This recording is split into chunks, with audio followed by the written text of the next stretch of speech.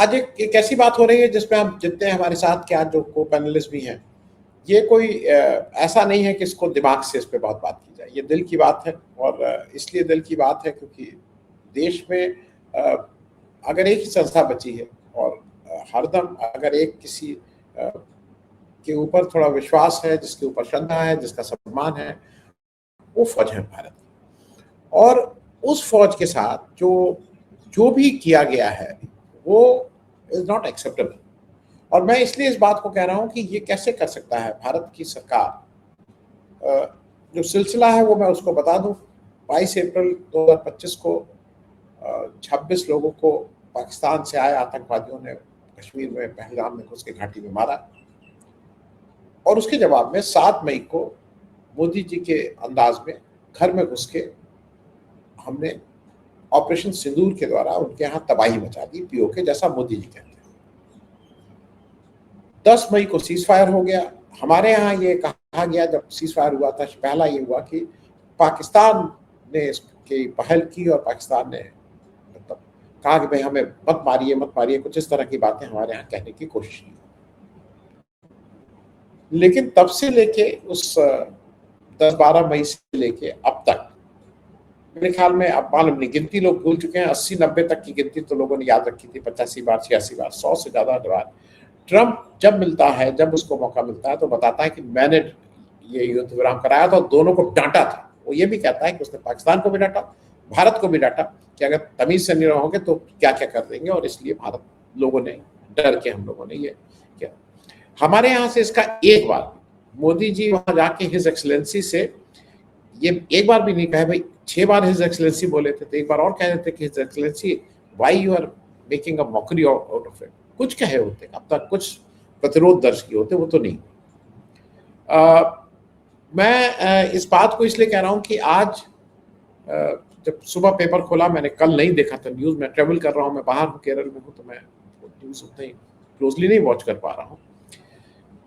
तो पता लगा कि ऑपरेशन सिंदूर में आर्मी के 5 जवान और इंडियन एयरफोर्स का 1 जवान का लिस्ट अब ऑफिशियली आई है। और लिस्ट भी पता कहां से लगी, जो इंडिया गेट पे वॉर मेमोरियल है वहां पे ऑपरेशन सिंदूर में ये 6 लोग शहीद हुए हैं, ये वहां से खबर निकली है। मुझे ऐसा लगता है कि और कुछ करने से पहले उन शहीदों का नाम ले लेना जरूरी है, क्योंकि वो तो शहीद नहीं है। उनका जिसको कहते हैं ना नाम लेवा भी, आज ये देश इतना कृतज्ञ है और इतना, इसको क्या बोलेंगे, कि उन लोगों ने जिन्होंने हमारे और आपके लिए जान दी थी, उनका नाम भी आज तक नहीं लिया गया था। नाम भी एक किसी और सोर्स से आया है। सूबेदार मेजर पवन कुमार, राइफलमैन सुनील कुमार, लैंस नायक दिनेश कुमार, अग्निवीर मुरली नायक, हवलदार सुनील कुमार सिंह और एयरफोर्स के सार्जेंट सुरेंद्र कुमार। ये 6 लोगों ने कोई अपने घर की रखवाली के लिए या अपने खेत के लिए या अपनी जमीन के लिए अपनी जान नहीं दी, इन्होंने जान दी हमारी और आपकी रक्षा के लिए। और ये देश इतना कृतज्ञ और इतना, मुझे इसलिए कभी कभी लगता है कि ये कौन सी सरकार है, इस सरकार ने उसको एक्नॉलेज भी आज तक नहीं किया कि ये लोगों ने हमारे लिए जान दी। ये बात इसलिए कहना जरूरी है कि एक, और ये मैं इसलिए दिखाना चाहूंगा कि यहां से सेट होता है। झूठ बोलने में अभी तक सबसे आगे हमारे मोदी जी रहते हैं, उनका कोई वो नहीं है। राजनाथ सिंह को भी, क्योंकि उनको इस जिसको कहते हैं ना वृंदावन में रहना है तो राधे राधे कहना है, झूठ पहले भी बोलते थे, लेकिन छोटे मोटे झूठ होते थे। कुछ झूठ ऐसे माने जाते हैं कि जिससे किसी का नुकसान नहीं होता है, लेकिन इससे देश का नुकसान हो रहा है, इससे शहीदों का नुकसान हो रहा है। मैं वो चाहूंगा कि अगर वो राजनाथ सिंह जी की वो क्लिप हो जो उन्होंने सदन के पटल पे क्या बोला था, वो दिखा दिया जाए। अगर वो क्लिप हो, अगर इस ऑपरेशन में क्या हमारे जाबाज सैनिकों को कोई क्षति हुई है, तो उसका उत्तर है नहीं। केंद्र सरकार ने ऑपरेशन सिंदूर के दौरान शहीद हुए 6 भारतीय सैनिकों के नाम पहली बार आधिकारिक तौर पर सार्वजनिक कर दिए। करीब 13 महीने बाद इन वीर जवानों के नाम नई दिल्ली स्थित नेशनल वॉर मेमोरियल की वेबसाइट के रोल ऑफ ऑनर में शामिल किए गए। आयुष्मान जी, इस पे मैं जरा एक, क्योंकि you are a lawyer, you are a citizen also, और उससे पहले हम सब लोग भारतीय हैं। ये कहीं ना कहीं आपको ऐसा नहीं लग रहा है कि we are also part of this, मतलब हम, ये जो भी हुआ है इन 6 शहीदों के साथ, उसमें कहीं ना कहीं हम भी गुनहगार हैं। आयुष्मान जी। देखिए गुनाहगार, नमस्कार आनंद जी, नमस्कार कर्नल साहब को भी और डॉक्टर राकेश और अंशु जी को। देखिए ऐसा है, गुनाहगार नागरिक तो नहीं है, मैं नहीं मानूंगा इस बात को। जो 2019 में हुआ था उसमें जो 40 लोग शहीद हुए थे, उनकी हर दिन 2019 से आज तक मैं मानता हूं और मैं ये मानता रहूंगा कि हर रोज उनकी बेइज्जती ये सरकार करती है, क्योंकि क्यों हुआ था, कैसे हुआ था, आज तक देश को पता नहीं चला। वो चैप्टर तब तक क्लोज नहीं होगा जब तक हमें ये नहीं पता चलेगा कि हुआ क्या था उसमें। देखिए ऐसा है, कर्नल साहब ने बड़े अच्छे से पार्टी का जो रुख, वो ही इज ऑथराइज्ड स्पोक्सपर्सन, उन्होंने बताया, इसलिए उसमें मैं नहीं जाऊंगा। मैं अपना एज ए सिटीजन अपने दिल की बात बोलूंगा। ये जो हुआ है, ये आज सुबह जो खबर आई है, उसको देख के इतना दुख हुआ है। देखिए ऐसा है, सबसे पहले तो ये है कि ये बात अब पिछले साल की, 1 साल से 13 महीने हो गए इस बात को। 13 महीने पहले ये शहीद हुए थे 6 लोग।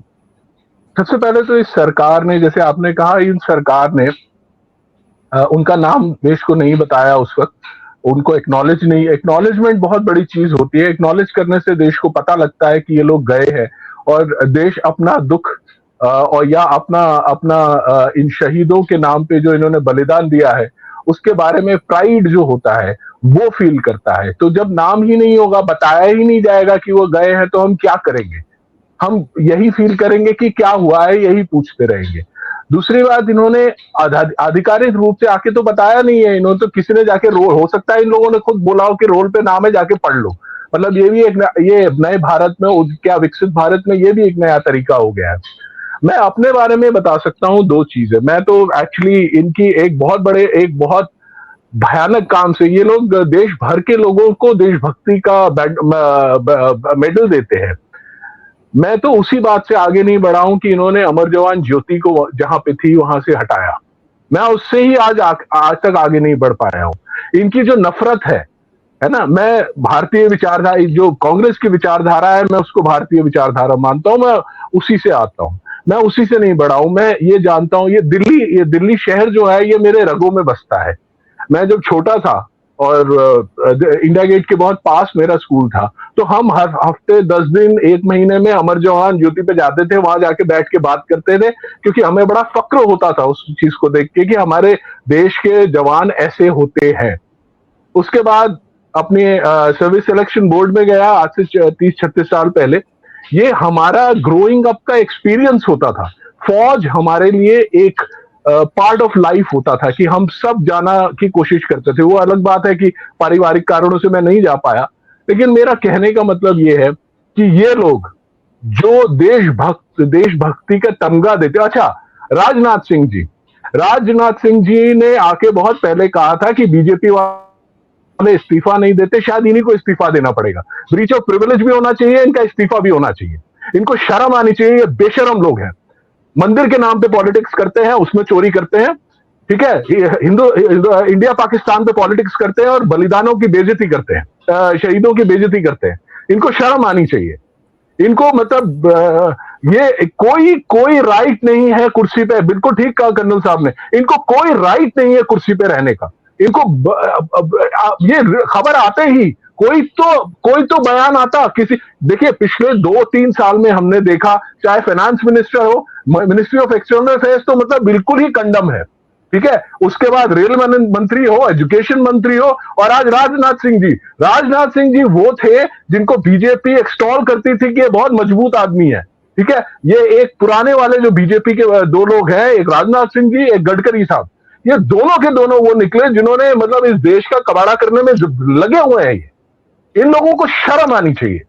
इन लोगों को मतलब अगर प्रधानमंत्री जो है हमारे देश के बोल रहा हूं मैं क्लियरली, क्योंकि मैं भी बनारस के इलेक्शन के कैंपेन में गया था, मैंने देखा था वहां पे क्या हुआ था।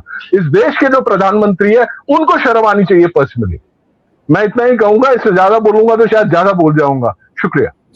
इनफैक्ट लास्ट चीज, गलवान तक every soldier has been acknowledged and accounted for. Galwan तक